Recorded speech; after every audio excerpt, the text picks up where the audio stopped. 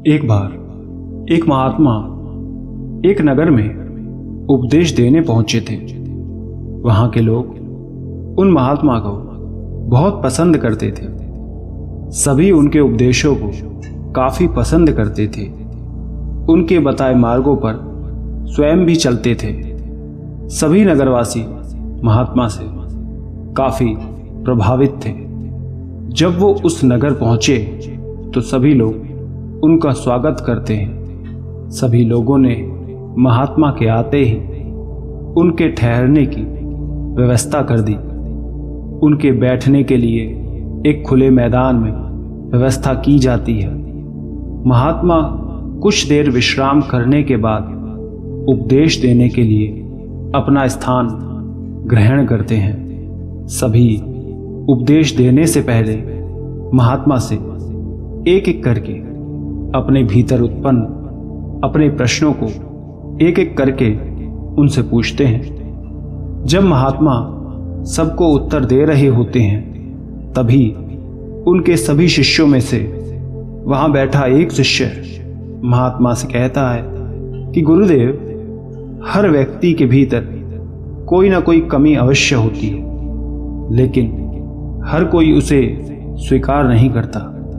क्या हम अपनी कमी को स्वीकार करके उसमें छुपे गुण को नहीं देख सकते? महात्मा कहते हैं कि अवश्य देख सकते हैं। यदि आप अपने भीतर से ये निकाल दें कि आपके भीतर जो कमी है वो आपके लिए बुरी है और उसके भीतर की अच्छाई को देखें, तब वो कमी आपको कमी नहीं लगेगी। शिष्य पूछता है कि लेकिन ये कैसे हो सकता है गुरुदेव? तब महात्मा कहते हैं कि स्वयं में झांककर हर तरह से स्वीकार करके, और ना ही केवल स्वयं के लिए बल्कि ये किसी भी अन्य पर भी लागू होता है। यदि किसी व्यक्ति में कोई कमी है और आप ये जानते हैं तो उसे नीचा दिखाने की जगह ऊपर उठाने का प्रयास करना चाहिए। आज इसी से जुड़ी आपको एक कहानी भी सुनाते हैं। निवेदन इतना है कि आखिरी तक ध्यान लगाकर सुनना। एक बार की बात है, एक नदी किनारे एक गांव हुआ करता था। वहां आसपास के लोग पानी के लिए उस नदी के पास ही जाया करते थे। उसी गांव में एक किसान रहा करता था। वो अकेले रहता था। उसके परिवार में कोई भी नहीं था। उसका एक छोटा सा घर था और घर के पास ही एक खेत भी था। वो किसान पूरे दिन अपने खेत में ही काम किया करता था। वो किसान रोज सुबह सुबह उठकर सबसे पहले उस नदी पर पानी भरने के लिए जाया करता था। उसके पास 2 मिट्टी के मटके थे जिसे वो रोज भर के लाता था। लेकिन उन दोनों मटकों में से एक मटका तो बिल्कुल सही था, लेकिन दूसरे वाला मटका नीचे से थोड़ा टूटा था, जिसकी वजह से उसमें से पानी बहता था। अब जब भी किसान सुबह पानी लेकर आता तो उसके टूटे हुए मटके में से आधा पानी रास्ते में ही गिर जाता। वो मटका थोड़ा ही पानी भर के लाता था। काफी महीनों से यही सब चलता आ रहा था, लेकिन किसान ने अपना मटका बदला ही नहीं। वहीं दूसरी तरफ जो मटका एकदम सही था, उसके भीतर इस बात का गुमान था कि वो कहीं से भी टूटा हुआ नहीं है। उसके भीतर कोई कमी नहीं है। सही मटका हमेशा फूटे मटके को चिढ़ाया करता था कि वो किसी काम का नहीं है। किसान को उसकी वजह से कितनी परेशानी होती है। उसे तो ये मटका फेंक देना चाहिए। ये सुन फूटा हुआ मटका उदास हो जाता है। एक दिन किसान सुबह सुबह पानी भर के ले आ रहा था कि तभी मटके ने किसान से कहा कि आप क्यों मुझे अपने साथ रखते हो?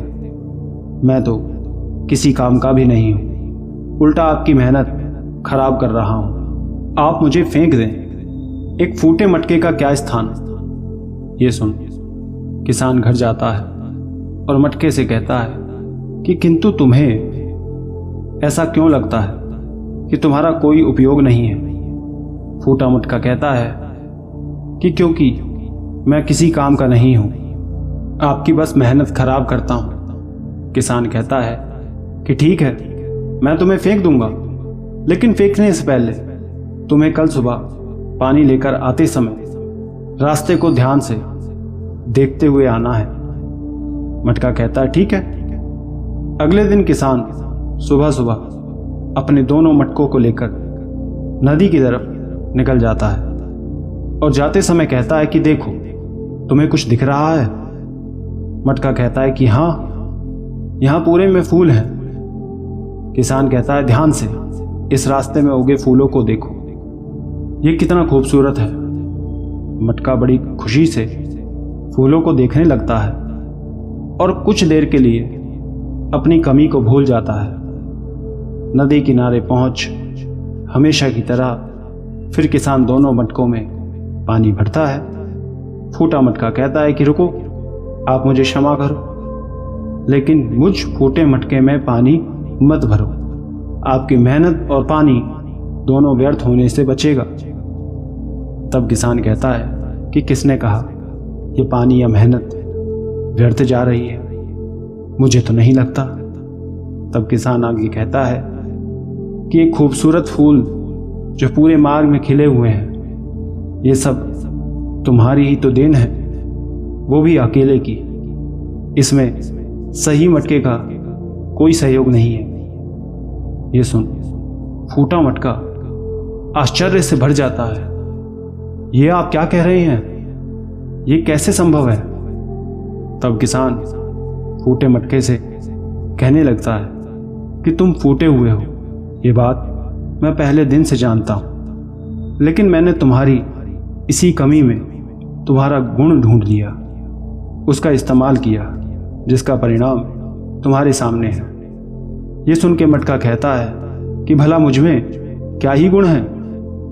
तब किसान आगे कहता है कि मैंने दोनों तरफ रंग बिरंगे फूलों के बीज गिराए थे, ताकि जिस भी जगह तुम्हारा पानी गिरे वहां फूल उग सकें। मैंने तुम्हारी इसी कमी का लाभ उठाया और नदी से लेकर अपने घर तक तुमसे गिरे पानी से पूरे में फूल लगा दिए, जिससे यहाँ तक पूरा रास्ता कितना साफ सुथरा और सुंदर है।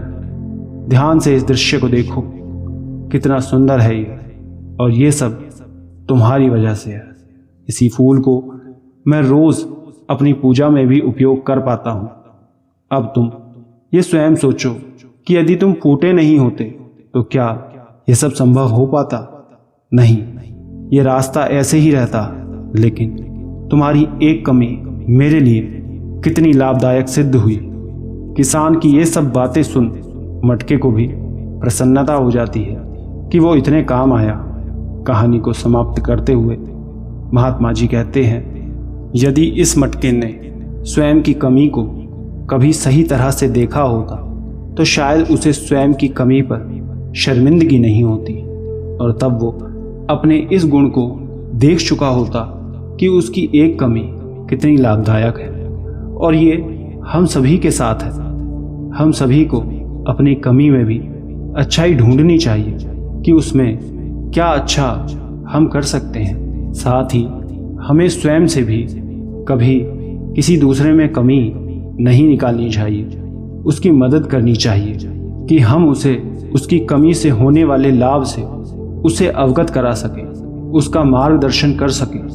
ये मटका तो बस एक कहानी है, लेकिन असल जीवन में हमें हमेशा स्वयं को और दूसरे को हमेशा इस तरह से प्रेरित करना चाहिए ताकि कभी उसका या आपका आत्मविश्वास कम ना हो। कोई भी प्राणी हो, कमी हर किसी के भीतर होती है, परंतु ध्यान से देखा जाए तो हमारी यही कमी हमें कई बार अनोखा बनाती है। बिल्कुल उस किसान की तरह हमें भी हर किसी को वो जैसा है वैसे ही स्वीकारना चाहिए और उसकी अच्छाई की तरफ ध्यान देना चाहिए, ना कि उसमें कमी निकालनी चाहिए, ना ही उसे नीचा दिखाना चाहिए।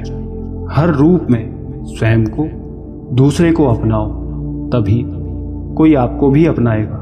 महात्मा की ये कहानी सुनकर सभी नगरवासी बहुत प्रभावित होते हैं।